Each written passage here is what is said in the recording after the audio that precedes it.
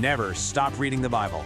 Welcome, everyone. Today, we're jumping into a vision that has fascinated people for centuries, a really intense prophecy about war, deception, and divine destiny, all laid out in the biblical book of Daniel.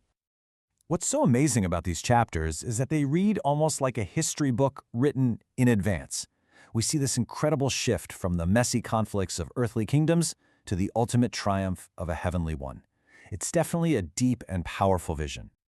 All right, so here's how we're going to walk through this prophetic roadmap. We'll kick things off with the clash of empires, then we'll meet a really treacherous king. After that, we'll witness the final judgment, and we'll wrap it all up with an amazing promise for the wise. Now, this vision doesn't just start out of nowhere. First, it sets the stage, kind of mapping out the major world powers that would really shape the future for God's people.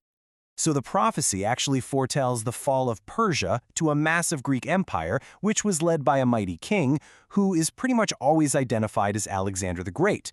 But this huge empire wasn't built to last. Right at the peak of its power, it was going to break apart, splintering into a bunch of smaller kingdoms. And this division right here is the key to unlocking everything else in the prophecy.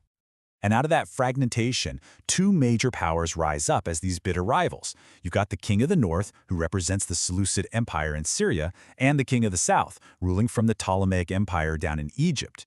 Their struggle for dominance, which went on for generations, becomes the central drama of this entire vision.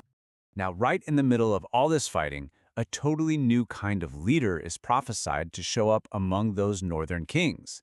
And he's not some noble heir or a celebrated war hero. No, he's something different and way, way more dangerous. This ruler, who is often identified as Antiochus IV Epiphanes, comes to power through manipulation and a lot of political scheming. He's a master of intrigue, using flattery and deception to just grab the throne. But his cleverness isn't just about political gain. It's aimed at something much higher. You see, the thing that really defines this king is his deep, deep opposition to the Holy Covenant, that sacred bond between God and his people. His whole reign is just marked by this deliberate, prideful defiance of divine authority. He does whatever he wants, setting himself up as the ultimate authority.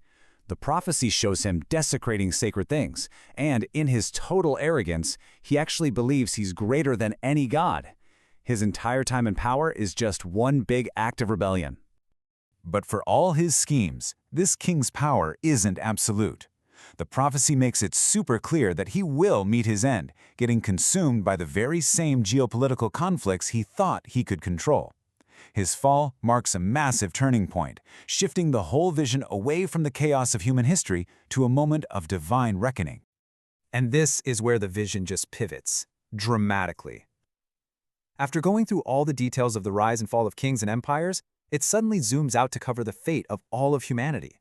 All the conflict, all the struggle, it's all been leading to one final decisive moment. At the end of this great period of trouble, a final judgment happens, and it leads to two very, very different destinies. Everlasting life for those who stayed faithful, and everlasting contempt for the wicked. So naturally, Daniel asks the question that's on all of our minds. When? When is all of this going to happen?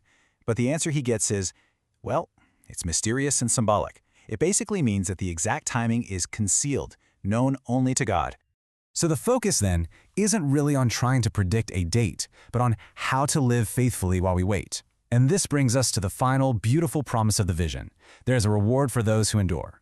For those who hold on, who get through the tough times with faith, the reward is just magnificent. The wise, the ones who revere God, will shine as brightly as the heavens, and those who lead other people to righteousness will be like the stars, shining forever and ever. And ultimately, what they're promised is everlasting peace. This amazing reward is tied directly to the final instruction that was given to Daniel, and really to all of us who hear this prophecy. The message isn't to just sit back and watch, but to actively persevere, to remain pure and to hold on tightly to faith, trusting God's plan through all the chaos. So, we've gone on quite a journey, from the clash of ancient empires, through the reign of a deceitful king, all the way to the promise of a final judgment and a glorious, everlasting kingdom.